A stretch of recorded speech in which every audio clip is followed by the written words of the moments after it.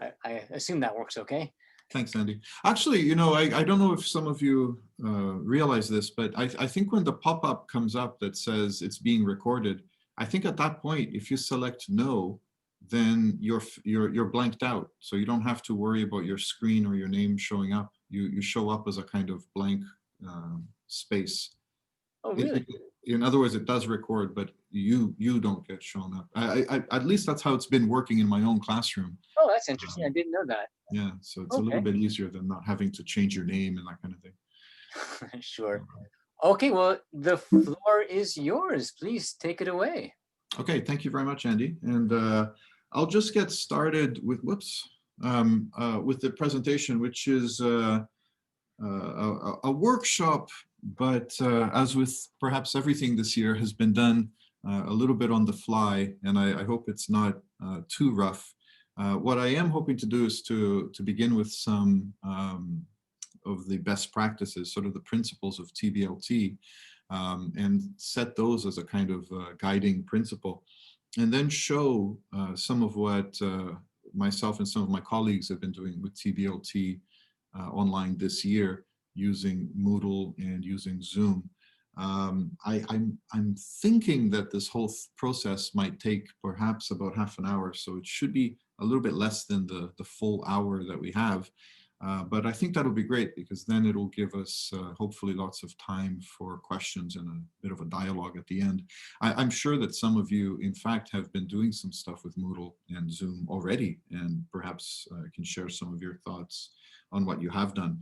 So just to introduce myself very briefly, my name is Marcos Benevides. I teach at Oberlin University in Tokyo. And I have, I suppose my claim to fame in TBLT is that I've co-written a textbook called Widgets with my co-author Chris, who's actually here today too. There's Chris, thank you. And our book is what we call sort of a strong approach to TBLT. It tries to follow the guidelines, the principles of TBLT quite strongly. So it's a little bit different than what some of you may know as a task-supported approach, in which you're teaching sort of a hybrid style that uses some task-based elements, but is really a hybrid approach. So we stand in a sort of strong approach to TBLT, to task-based learning.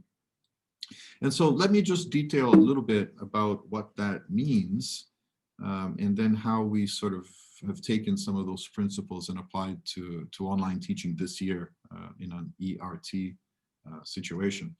So first of all, I want to talk about what is TBLT, and I'll keep this very brief. Of course, this will be a bit of a shotgun introduction to TBLT, to task-based learning. Number one, 3 points that I want you to think about. Number one, TBLT is a communicative approach, which gives priority to meaning. Primarily, you're looking at meaning and meaningfulness. I mean, think of meaningfulness in a sort of broad sense here, above language forms practice. So in other words, your main priority, it's a communicative approach. So your main priority is to have communication happen rather than directly teach the language. Primarily, right? So of course, in a secondary sense, you do have a focus on forms, a focus on language. So that's the first most important principle about task-based learning. And next, I think this is a very important one to keep in mind. This, I think, is where the real innovation in task-based learning comes from, as opposed to a communicative approach on the whole. What TBLT does that's a little bit that's sort of, to me, the evolution and the perhaps the refinements of a communicative approach is it brings in this idea of the task as a unit of sequencing and instruction and also assessment. In other words, you're looking at the task itself as the thing that you're teaching, the thing that you're doing in the classroom, and then the thing that you're assessing, as opposed to looking at the grammar form, the grammar items as the thing that you're teaching, as the thing that you're sequencing from lesson to lesson, right? So it's a kind of a conceptual distinction to think of the task in this way. And I think that's really important. And we sometimes get lost in the terminology. But it's very important to think of the task in this sense, because in this way, it creates a very different approach from a grammar-based approach to language teaching. And finally, this is also really important to keep in mind at all times when you're teaching task-based in a task-based way, is that tasks have what I like to call real-world-like outcomes. I use this term real-world-like as opposed to something like authenticity. The term authenticity is a bit loaded, and people get caught up in sort of philosophical debates about what it means to be authentic and so on. But leave that aside for the moment. For the purpose of the classroom, a real world-like outcome is something that might actually happen in the real world. And the assessment is based on that outcome, and that's the important thing to bear in mind. So let me give some practical examples and keep moving through. But first of all, let's take a step back for a minute and just very quickly think about why we need TBLT. And there's an analogy that I like using that I think is a great way to kind of explain clearly. It's useful. I use this a lot in teacher training courses, where I'm trying to explain how TBLT, in other words, why it's important in language teaching. So for a moment here, step back for a minute and think about driving a car. Okay, learning to drive a car is like learning a second language. Learning to drive a car is like learning a second language, not like learning a first language. Can anybody give me, just quickly brainstorm some ideas, but can anybody give me some reasons why I would say that? This is an analogy. I want you to think about driving a car like learning a language. And I would say it's like learning a second language. Why is it like learning a second language and not like learning a first language?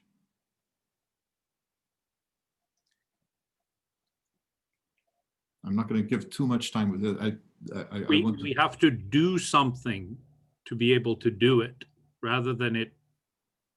But you have to do that with the happen first language as well. naturally. The natural part, I think, is an important one, right? So with learning to drive a car, you have to learn how to do it. We all have to learn how to do it. In other words, there's no such thing as a native speaker when it comes to driving cars, right? We all at some point learn how to do it. So in that sense, it's a little bit like learning L2 rather than L1, right? We all sort of naturally grow up into a language. So in that way, learning to drive a car is different. And it's also like language learning in a lot of other ways. For example, it's a whole set of complex actions and things that have to be learned, and not simply learned, you know, they have to be acquired, internalized in a way that is a little bit like language, right? You become a good driver when you're kind of fluent in driving, right? Where you're doing it almost without thinking. In fact, not almost without thinking. I think pretty much without thinking. You're kind of driving. If you're a driver, you've probably had this situation where you drive through a route that you often go through, and sometimes after a while you get to your destination, and it's almost like, wait a second, how did I get here? You didn't even think about the steps involved. So in that way, it's like learning to drive. And I think that's an important analogy, because what I would like you to extend this analogy a little bit here is that when we learn to drive, we do two things, and both of these things are important, right? We learn to drive in the classroom. We learn to drive with books by looking at manuals and things like that have road signs and various things, various practical, discrete bits of things that are important on the road. And then we also learn to drive by actually doing it, right? We do both of these things, and we do both of these things separately, okay? And I think the analogy extends quite nicely here for language learning as well, because with language learning, we do have that classroom-focused, grammar-focused, language-focused, sort of itemized way of learning, where you learn bits of language bit by bit. And we also, of course, have this practical, let's get out and just use the language, the communicative side of language learning. And I don't think anyone at this point would disagree that both of these are important, right? And they are. The problem comes, and this is where I think the analogy kind of explains why TBLT is important. It comes with assessment. So basically, you know, we learn things in the classroom, we learn from books, we learn the road signs, the rules of the road, and so on. And then we may take a paper test of some kind in which we have to prove that we know that information. And that's pretty straightforward, right? You can have multiple choice tests and things like that that will check to see if somebody knows the rules of the road. That's not a problem. It's not problematic at all. Where we do have a problem is when it comes to assessing language learning, right? Now, assessing driving, we don't have this problem generally speaking, because if you go to a driving school, you both have the sense where you're learning, but you're also kind of tested either within the driving school itself by an instructor or by going to the police usually, or some kind of Department of Motor Vehicles, where you sit in a car with somebody and you either drive through a road or through some kind of modeled roadway, and you essentially prove that you can do that thing, right? So it's not just that declarative knowledge of being able to say, you know how to turn right and you know how to signal, but you actually prove it by doing. And this is the part that is often missing in language learning, and especially in TBLT. So nobody really disagrees that the practical side of language learning is important. We all do this now. The problem is when it comes to testing, we often revert back to this other sort of paradigm of testing. And so rather than having the students just do something with the language, we revert back to this testing model that is not valid. It doesn't really test what it is that we want to be able to test. And this is why TBLT is very important. And this is why it's important to do TBLT in the correct way. Because if you lose that testing component, you can revert back to a more traditional way of teaching, and it sort of undermines TBLT to a certain extent. And so that gets us to how do we do TBLT online? And that's, of course, the focus of what I want to do today. So I'm going to show you some of the things that we have set up to be able to do TBLT online in a principled way. Okay, in a principled way, what we see as following these principles that I've outlined here.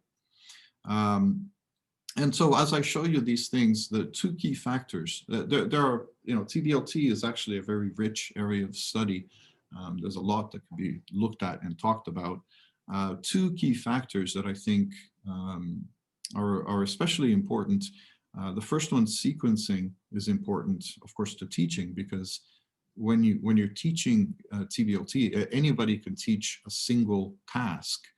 That's a relatively easy thing to do, but it doesn't become a syllabus. It doesn't become a course of study until you're able to sequence tasks in a way that's appropriate to TBLT. And remember, one of the original points I made at the beginning a few minutes ago is that a sort of a grammar-based approach, what you're doing is you're sequencing language grammar bits, right? So if you think of the task as the unit of instruction, what you're doing here is you're sequencing tasks rather than sequencing language forms. So that's a really important factor to keep in mind. And also, of course, assessment has to be done the right way. Now, when it comes to sequencing and assessment, there are two key sort of ideas I'd like to keep to put in your mind. In terms of task sequencing, Michael Long has written in 2015, I believe, that instructional materials for TBLT take the form of pedagogic tasks.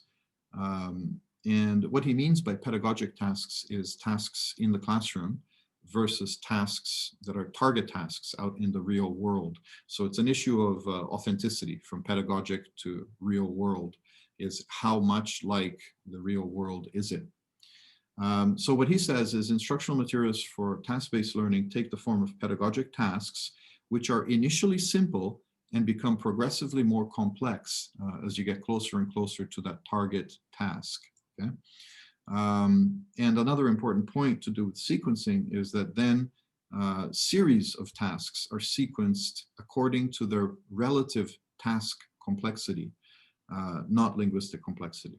Okay, so in other words, what Michael Long is suggesting is something a little bit like this. It's not a complicated concept. It's the idea that you sequence your lessons, you sequence your materials to go from easy to more complex, but in terms of task complexity rather than in terms of language form complexity. Okay, so if you look at these examples I've illustrated here, you can think of something like meeting somebody, introducing yourself as being a relatively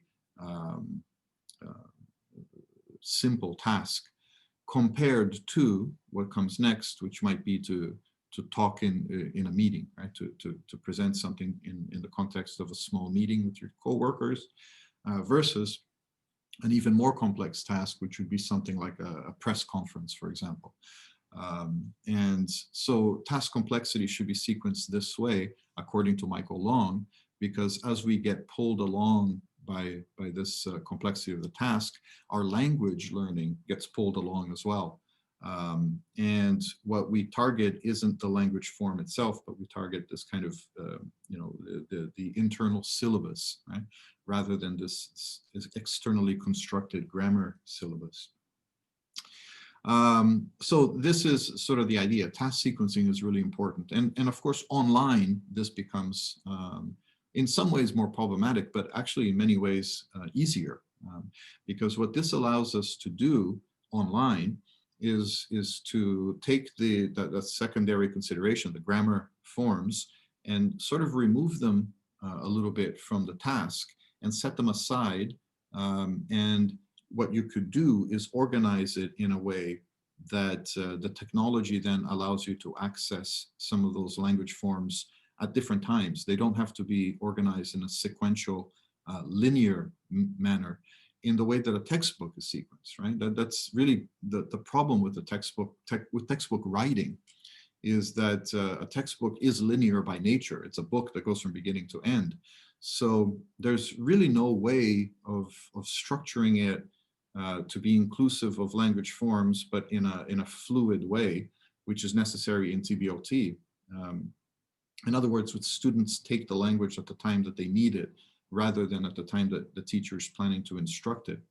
It's difficult to do that in the context of a textbook, but it's relatively easier to do that in the context of a technology platform, where you could perhaps have a kind of non-linear access to tasks, sorry, not the tasks, to the language forms that underlie the tasks, right? So if you're focusing on the task, but you could have the students perform the task, and through performing the task, you realize that they need a certain vocabulary set, for example, that then could be plugged into that task in various ways, right? So this is one of the benefits of doing TBLT online. And to continue on to the idea of assessment, which is also very crucial, and it's also complicated in some ways and made easier in some ways by technology. With task-based assessment, this is Peter Skian here, who's also another big proponent and theorist in TBLT. And what he was concerned about in this particular passage, he says, if task-based approaches to teaching are not complemented by task-based approaches to testing, then teaching is likely to gravitate towards this style. Now, if you think back to the analogy I just made with driving a car, right? That's kind of what he's getting at here, which is that we can have a task-based approach to teaching, and that's all well and good. But if you don't test in the right way, if you don't assess the learning in a way that's appropriate in TBLT, then what happens is your teaching itself is likely to gravitate back. Think about it this way. If you were to set up a task for students, for example, tell a story about what happened in your summer vacation, for example. If you were to set a task like that in which the task is focused on the past tense and you want perhaps students to use the past tense, now you tell the students, don't worry about the past, don't worry about grammar forms, just tell your story, go ahead and do it, which is important for a kind of primacy of meaning. that's great. But if you were to then afterwards mark your students on how well they did that based on how well they used the past tense, then what you're doing is you're undermining that openness of the communicative openness of the original task. And what happens is that then your students start cluing into the fact that that's what you're looking for. And you yourself start gravitating towards that because you know that that's what the students are going to be tested on. And so perhaps you, in the future, start teaching that task in a way that focuses more on the language, and the language forms start becoming more and more important, which undermines the process of communicative language teaching, of TBLT. Maybe another analogy that I've used before to kind of explain how this happens is if you're familiar with the whole healthcare debate in the United States over the last few years, last 10 years or so, then you're aware that a certain faction of the Democratic Party in the US has been trying to get healthcare, right? So they want to have this strong, robust healthcare option that is healthcare for everyone. And that's the ideal that everyone wants to get to. Think of that as a strong TBLT, right? And then you have, for example, Barack Obama. What he ended up implementing was something not quite there, but better than had been before. What you might call a task-supported approach. It's not perfect TBLT, but it's kind of on the way, but it's not complete, right? And the problem with doing that is, like the problem with assessment here, is if you don't go all the way, you end up kind of leaving the possibility open that you'll lose the gains that you made, right? And that's the fear these days with healthcare, is that it's easy to roll back with what Barack Obama did, but if he had gone all the way and done a full single payer, healthcare system, that would have been harder to roll back. So we can think of that in terms of pedagogy as well, right? If you go full on to a full task-based approach, it's less likely that you'll gravitate back and sort of lose the communicative nature of TBLT by compromising and doing something like a task-supported approach. So what Skian suggests is that the way forward is to make task-based testing commonplace, so it's intuitive for everyone, and it becomes harder to roll back the sort of the communicative gains that one gets from TBLT. And really that's the problem here. It's not, again, no one really disagrees that it's important to have a communicative approach to teaching at least part of the time. Nobody really disagrees with that. The problem comes when it comes time for testing and people don't, teachers generally speaking, still don't have an intuitive sense of how to test using a TBLT framework. So they end up doing something like giving vocabulary quizzes or grammar quizzes, which then start to undermine the approach. Okay, do I have another? There we go. So the way to do TBLT assessment, maybe the first, the primary consideration, the most important thing to do is to think in terms of functional adequacy. And this is a quote from Kuiken and Vedder, who were plenary speakers at the TBLT conference in 2019. 19? 18, I may have the wrong date here. 19, I think. And what they have said, actually, this is in an article, 2017. I'll give you the source if you're interested. But they're thinking that they're suggesting the idea of functional accuracy as a way of assessing TBLT, and I think they're absolutely correct. In other words, the assessment of linguistic performance shouldn't be possible. It is not possible without taking into account the functional dimension of L2 production. And to put that in simple sort of layman's terms, it means that when you do something, when you perform a task, have you reached that ultimate end goal of the task? Have you done something with the language? So in other words, if your task is to write a thank you letter, setting aside grammar and all other considerations, is that thank you letter a thank you letter? Yes or no, right? Is it functionally adequate as a thank you letter? In other words, if somebody were to receive that letter, would they feel appropriately thanked, right? That's the first measure of whether the student has achieved what they've set out to achieve. Does it work, right? To put it very simply. And then secondarily, of course, you would look at other characteristics like language forms and complexity and accuracy and so on. Okay, so to get to the Moodle and Zoom stuff, let me stop here for a minute though. These are my Lego makers.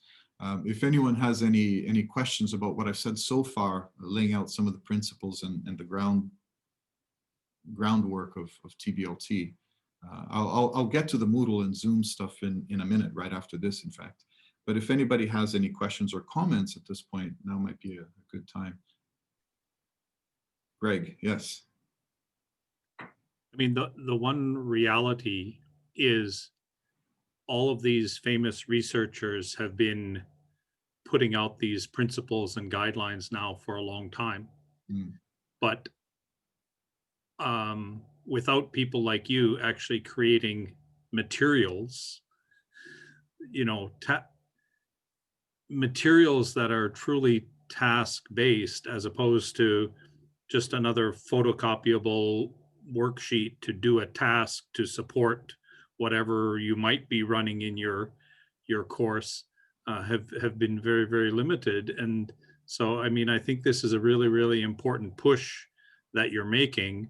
But at the same time, it feels like not so many people are in that tugboat pulling the big heavy scow barge of garbage that there is forward, like congratulations, but where is the groundswell of so many others? Well, I think the groundswell is there. It's just that people, I think when TBLT was first came, at least here to these shores, right, to Japan. I remember in 1998 when I came to Japan, I started teaching. There was wide acceptance of the idea of a communicative approach, right?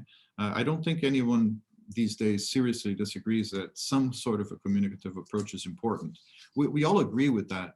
I think part of the problem has been that the way TBLT has been introduced in many cases hasn't worked very well, because it's been introduced either in a very esoteric way that teachers looked at and said, it's a great theory, but how do I apply it? Or it's just been misapplied, I think. And one of the ways it's been misapplied, this is why I harp on so much about assessment, is again, we all have great intentions about having setting up communicative tasks. But the reality is that we also have to give scores and grades to our students. And so we undermine ourselves. We set up these great communicative tasks, and then in the end, we go, well, okay, I still have to grade them based on some criteria. And so we end up reverting back to using quizzes and vocabulary items and so on, and sort of missing the big point, which is what the student has done. Would that work in the real world, right? It's a basic conceptual point that gets lost in the shuffle, but it's not difficult, right? Yeah. So if we can just focus on that, then I think everything else falls into place a little bit. A question came up in the plenary at the end of the plenary this morning. I don't know if you were there, which was on these products, which looked very task oriented. And a question came up, how do you assess these? And fortunately, the instructor was working in an Australian context and said, well, basically we have high distinction, credited, and that he said, all of these kind of things based on the time and effort people are putting in, all get a distinction or high distinction if they're going that next level. So sadly, some of us are still working in environments where you get that message saying, make sure you don't have any more than 5% of your class with a SHU grade of 90 or higher, and that maybe it's best if you don't have more than 25% A grades, so that everybody kind of tops out at that average. So when you're thinking of, achieving a task, and that simply achieving the task earns you a B or a C, it's kind of like there's an institutional systemic issue. Right. Well, I mean, those issues are always going to be there, right? We're always going to be teaching at different types of institutions that have different requirements and so on. And so therefore, if we focus on the teacher and help the teacher to focus on the principle of the approach, then I think the teacher themselves can find a principled way to reach these targets that are different in every institution, right?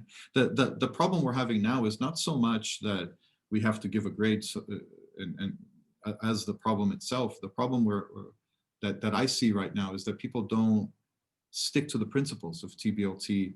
That they don't know, either don't know them well enough, or they allow them to be undermined by the practical consideration of the classroom and these kinds of things. This is why I use that analogy of the healthcare thing, right? Because you can either be like solid, like no compromise Bernie Sanders type of guy that says, we're going to go all the way and have this full approach that can't be, it's tougher to get there by all means. That's why Bernie hasn't succeeded, right? So you can make a strong argument that's the tough way to do it.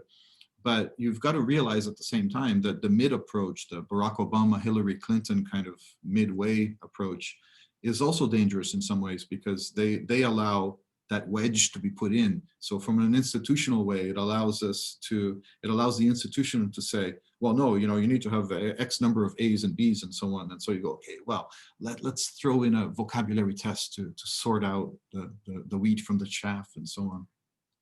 But thank you. Yeah, good comments and good points to raise. So let me go on, if it's okay, unless somebody else has a question or comment.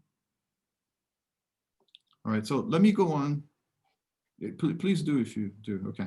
I'm not looking at the chat, by the way. I don't, it's a little bit too much complexity for me to pay attention to everything. So if you do have a question, just please say something, turn on your mic and just say something.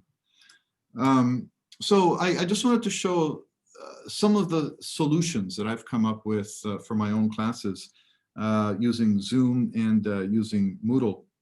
And I'll start with this one because this is just a simple screen share from Zoom that I did in a class where we are looking at a detective story and trying to figure out the crime. It's task-based in the sense that as the students read the story, they are sort of imagining that they are detectives in the case, trying to figure out what happened.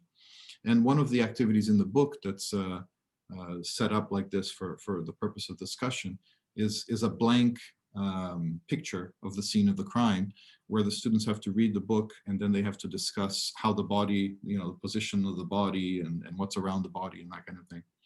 And so this was actually something we did just last week in my class using Zoom.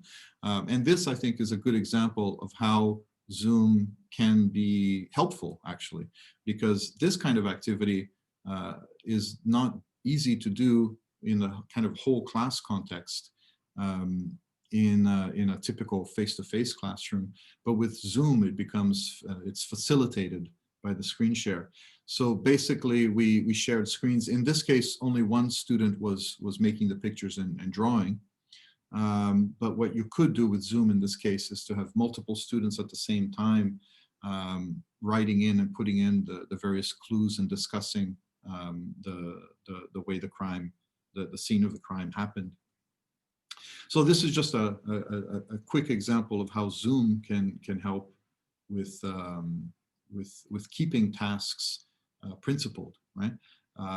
Because then you are you're focusing on the meaning rather than something where you are checking comprehension by looking at the vocabulary the students may or may not have picked up.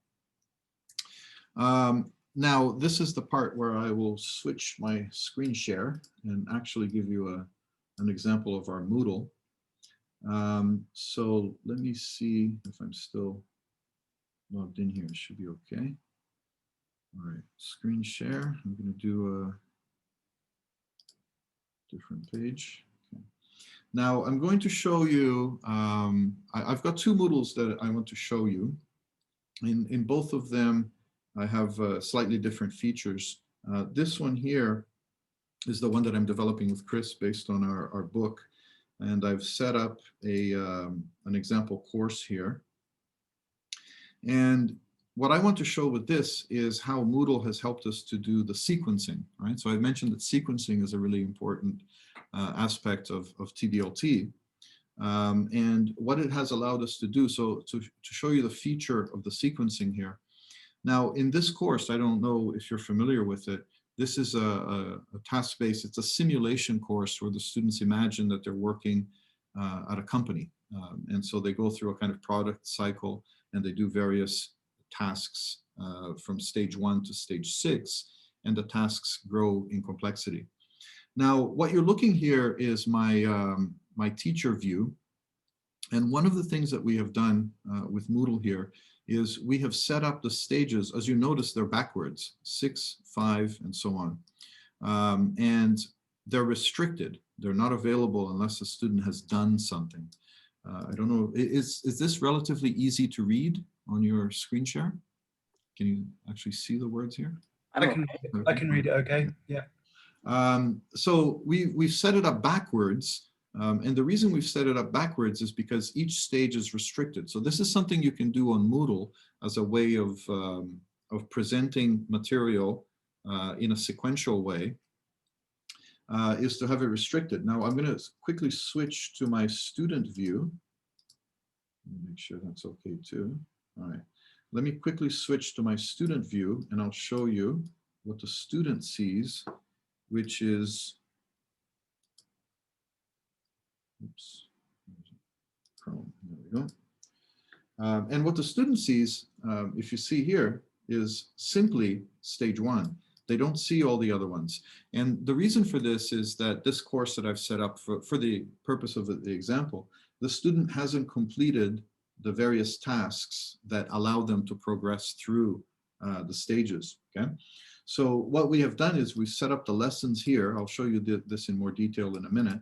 But we use the quiz function to set up the lesson here for the student. We set up tasks using a variety of functions. This is the assignment function. This is actually the feedback function, which normally you may not think of in Moodle as using for an assignment. And then the assessment, which again, we are using the feedback function. Now, if you notice, if you've got the latest version of Moodle, these checkboxes here, these checkboxes are completion checkboxes. And it can be set up in a way that the students check off themselves. They can literally check off the box or by completion of the assignment. And what we have done as a way of sequencing the course is we've set up the assessment. So each stage has this assessment form at the end, which I'll go through quickly here. The student answers the questions, and the questions have to do with how well they've been doing in the class. Attendance and participation, for example. Let's see if this makes it easier. Then next page, they talk about their performance. And this has to do, again, if you're thinking in a TBLT sense in terms of can-do statements, these are the things that they have done in the course in stage 1. So they're doing a self-assessment of how well they have done these things. They might skip one if they didn't do that particular task. But because this is a feedback function rather than a quiz function, they're not actually being graded on it, right? And that's, I think, important from a TBLT point of view. It's easy to create this kind of thing using the quiz function on Moodle. But then what the drawback is that you're left with a score. There's no way of having a quiz on Moodle using that quiz function without giving a score. And so that's why we use the feedback function. Now, and this is reflected, it's explained quite clearly to the students as they go through. This is only for self-reflection, and it's simply on participation. So what have I learned so far? The student will make some comments. What can I do to improve? The student will make some comments. This is important on a couple of levels. What I'm showing you here is it's important because the student has to do this to progress to the next section of the class. But from a TBLT point of view, this is especially important because you are not doing the traditional kind of quizzing, right? And so it's not simply a matter of the teacher understanding how assessment goes. It's also remembering that the students themselves aren't quite sure what they're doing if you're simply going to remove testing, kind of traditional testing that they're used to. The students often resist it because they think, well, hold on, what are we actually doing in this class? And so having this kind of self-assessment is really important because it focuses the student on how it is that they're doing in the class so far, and it allows them to see progression on their own terms by some criteria, right? Rather than simply saying, we're not going to do any testing at all. We're going to say, well, assessment's going to be done in a different way. So they do this feedback, they give themselves a grade essentially here based on how much work they've done. And then that completes the self-evaluation form. If they have any other comments, they can make it, submit the answers. And now, good work, you've completed your orientation, right? Now we go on to the next stage. You can now access the stage 2 section, okay? And then they can continue here. And now stage 2 appears.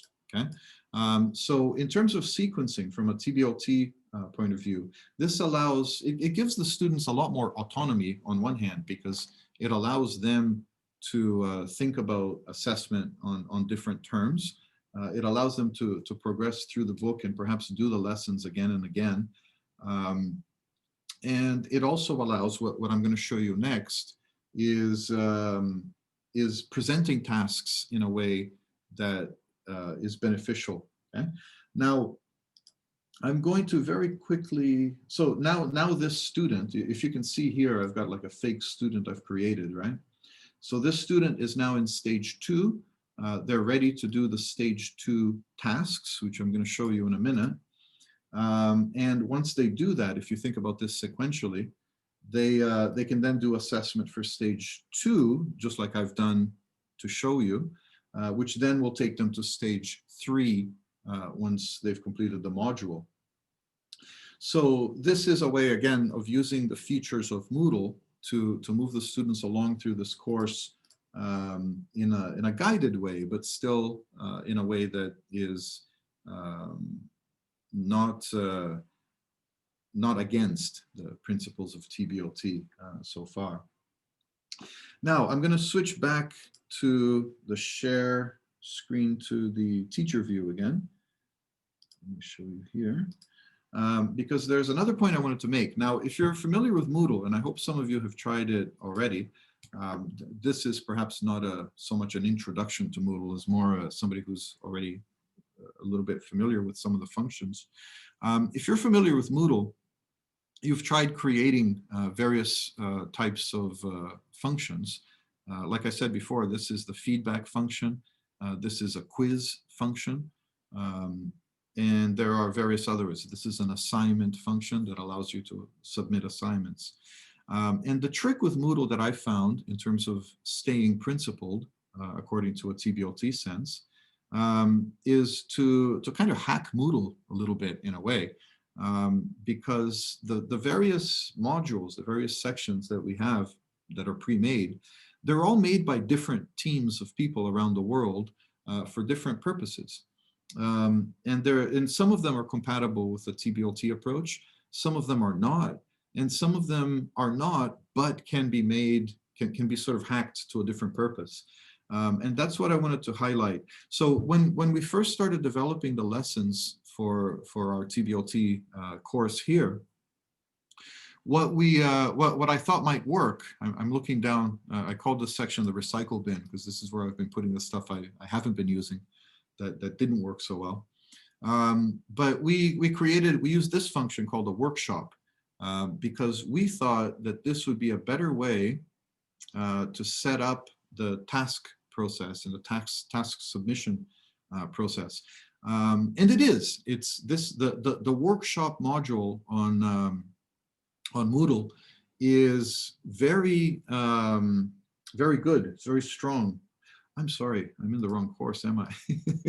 Sorry, Chris, I don't want to, I just realized I'm in the wrong one here. Let me switch to this one. I was inadvertently showing somebody else's course here. So the workshop, sorry about that. The workshop function.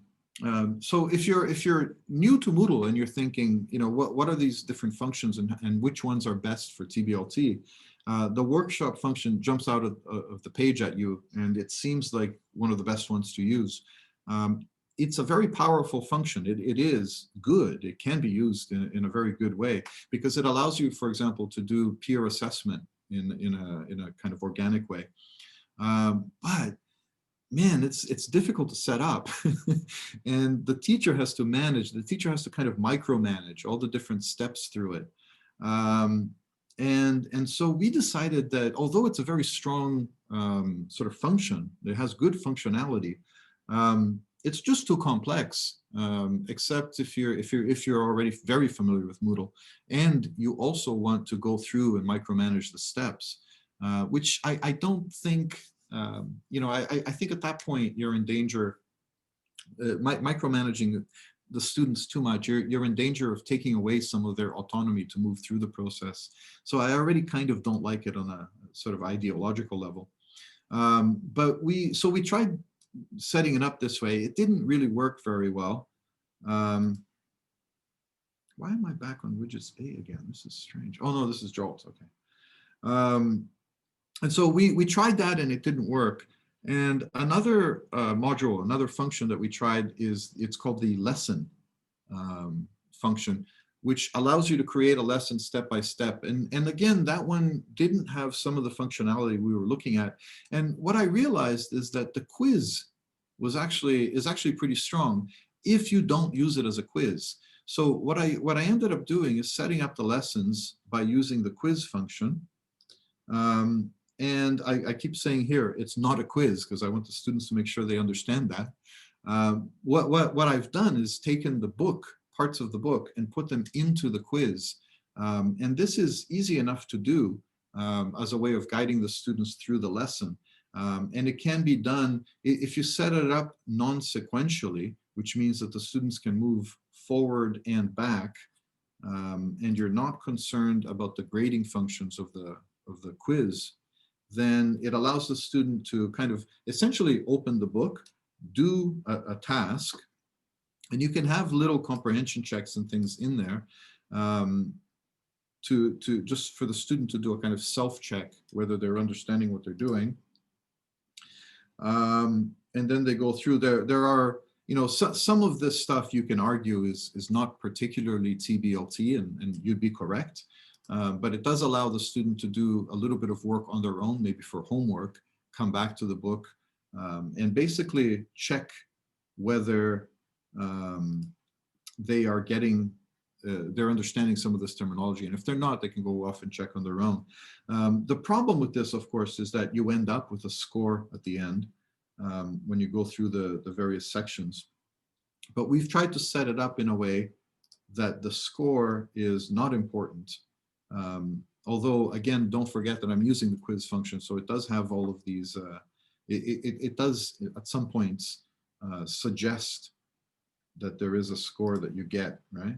And you can't get away from that because you can't really change the functionality. So at the end, you get all these questions wrong. But as long as in the context of the class, you are telling the students and you're explaining to the students that this is not really a quiz, and you don't need to worry about your marks and your grade here. Just don't pay any attention to that. With that caveat, it's actually a great, it's got great functionality to be able to sequence your lessons, your tasks that the students can then go through on their own. So that's one sort of trick that we learned, is to kind of hack the various functions. Some of them seem like they have other purposes. You know, message boards, for example, or glossaries. The glossary, let me see if I have it here. No, I'll have to switch to my other course. Is that the one? Yes. So in the course that I'm actually teaching now, I've got, here we go, team profiles, which is actually using the glossary function, right? But it's using it in a way that the students can write down their information about their teams. So that's another way in which you can kind of hack the functionality of the different Moodle modules if you're approaching it from a principled TBLT way, and find answers that actually solve your problems rather than just being a slave to the functionality that's already built in. Going back to the course. Now, there is, maybe I'll stop here again, because I'm talking about setting up the different functions of the course. So maybe if somebody has any comments or questions, this would be a good time. Is anybody? Is 8 more minutes left. I'm sorry? We have 8 minutes left. Oh, geez. Okay, in that case, we'll leave questions for later. Because there's one last thing I wanted to show, and this goes to assessment. So I'm going to switch back again to the student view, which is this one. And this was a solution that we came up with to set up the tasks for students so that they not only know what it is that they're doing, but they think in terms of assessment as well. Remember, TBLT assessment is not intuitive for teachers in a lot of cases, but it's also not intuitive for students. They also don't quite understand what it is that you're looking for when you say you're looking for outcomes. So one of the problems is actually getting them to think about what they're doing in terms of TBLT outcomes. So what we've set up is using the feedback and the assignment function together. We've set up something where the students basically do, well, they basically do greater reliability training. If you've ever worked for a test like ACAN or something like that, one of the things you do before you go out and start interviewing people is you might watch some videos of example performances, and then all the raters give it a score, and then they see how they're doing, how reliable they are. And the idea being that some of the raters will be very generous, some will be very strict, but by talking about it with each other, they sort of adjust how everyone is grading. And this is basically what we've set up. We've set up something where the students go through this feedback function, and they essentially look at examples that other students have done, and then they give it a score in a very simple way, right? Is it complete? Is it easy to understand? Is it well designed? Whatever. And then feedback, they give feedback, and then what grade would you give to this? Okay, and then next page. And what they get on the next page is what the teacher actually gave to that student in the past. Okay, so they can compare their feedback and their grade based to what the teacher standard had been. So the student's starting to think, oh, okay, these are the things that teacher's looking at. All right, next page. Let's do it again. Okay, so they look at another example and they think, okay, well, let's see, this one is a little bit worse. It's not quite as good as the last one. Maybe this one is just a C. I'll give some feedback. Next page. Let's see what the teacher gave it.